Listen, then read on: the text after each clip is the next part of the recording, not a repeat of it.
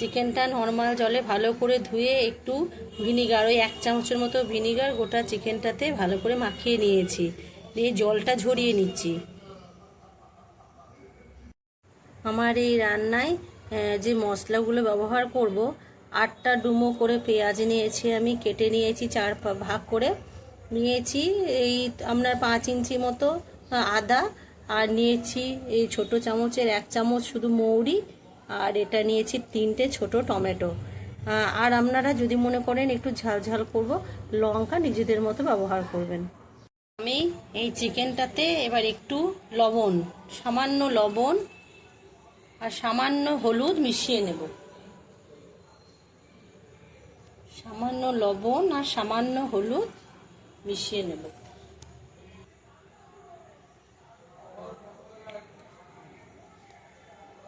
এবার ভালো করে এটা মাখিয়ে নেব। দেখুন, আমি লবণ আর হলুদটাকে ভালো করে মাংসটার মধ্যে মাখিয়ে নিলাম। কড়াটা আমি গ্যাসটা জ্বালিয়ে চাপিয়ে দিয়েছি। এবার এতে সর্ষের তেল দেবো। আমি 2 বড় টেবিল চামচের 2 চামচ তেল দিলাম। তেলটা একটু গরম হোক। এটা আমি সর্ষের তেল দিয়ে রান্নাটা করছি। একটু গরম হয়ে গেছে। এখন তেলের মধ্যে আমি প্রথমেই দিয়ে দেবো আদা। আদাগুলো ডুমো ডুমো করে কেটেছি, আদা দিলাম।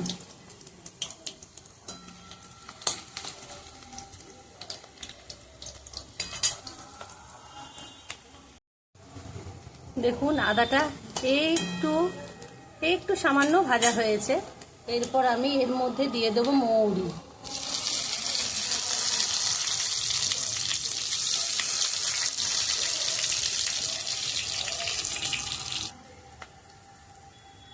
দেখুন, মৌরিটা একটু ভাজা হয়ে গেছে।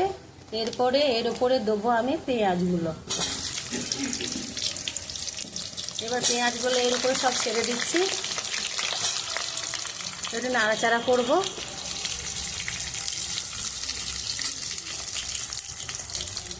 দেখুন, পেঁয়াজটা সামান্য একটু ভাজা হয়েছে, সামান্য। এরপর আমি এর মধ্যে টমেটোগুলো কেটে রেখেছিলাম দিয়ে দিলাম। এবার টমেটোগুলো নাড়াচাড়া করব।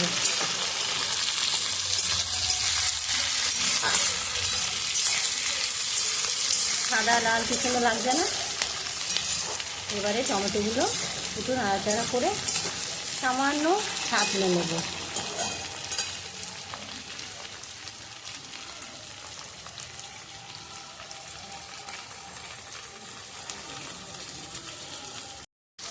এই পর্যায়ে আমার এইগুলো একটু সামান্য ভাজা হয়েছে।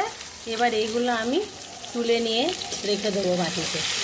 এগুলো আমি সব এক এক করে তুলে নেব একটা জায়গাতে।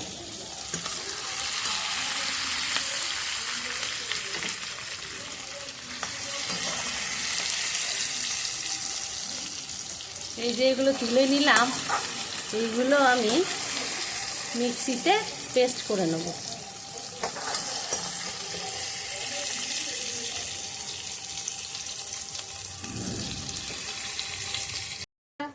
মশলাটা ভাজার পর এটা আমি মিক্সিতে পেস্ট করে নিয়েছি।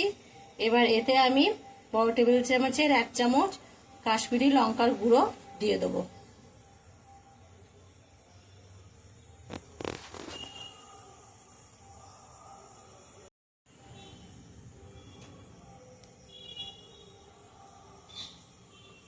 এবার এটাকে আমি ভালো করে মিশিয়ে নেব।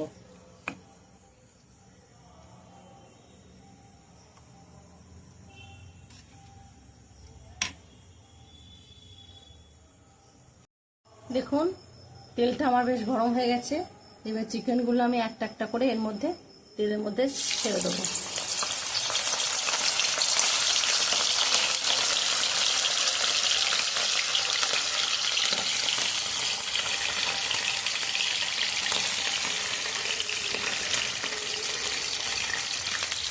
হলুদটা চিকেন এই জন্যই দিয়েছি, মেয়েদের তেলটা না ছিটকায়। আর লবণটা দিয়েছি, চিকেন মানে মাংস তো ধরুন প্রোটিন, যদি লবণটা একটু না দিই পরে কিন্তু লবণটা এর ভিতরে ঢুকবে না। এবার এইগুলো নেড়ে নেড়ে ভেজে তুলে নেব।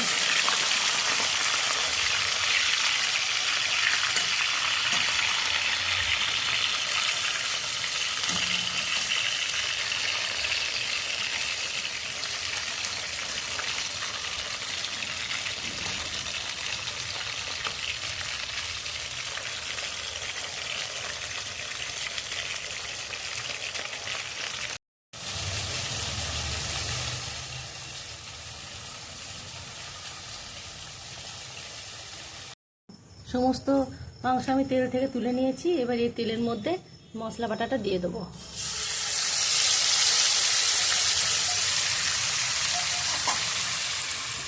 এটা ভালো করে নাড়াচাড়া করবো।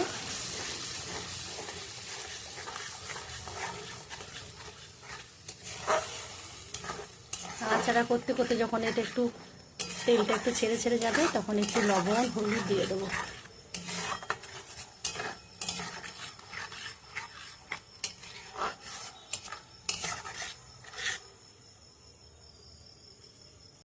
দেখুন আমার মশলাটা তেল ছেড়ে গেছে। এবার আমি এই যে ভাজা যে চিকেনগুলো রেখেছি এর মধ্যে দিয়ে দেবো।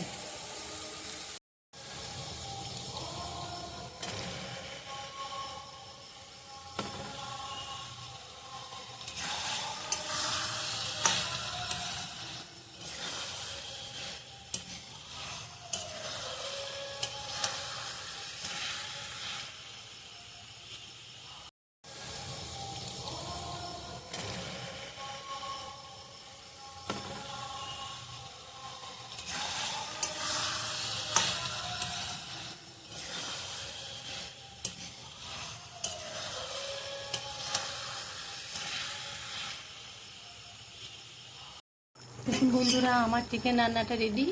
আমি চিকেনের মধ্যে একটা রসুন দিয়েছিলাম, রসুনটা সুন্দর সিদ্ধ হয়ে গেছে। এটা কিন্তু ঠান্ডা লাগলে খুব অবর্থ একটা ঔষধ। যদি কেউ আমার মতো এরকম গোটা রসুন দিয়ে খেতে পছন্দ করেন আমাকে জানাবেন।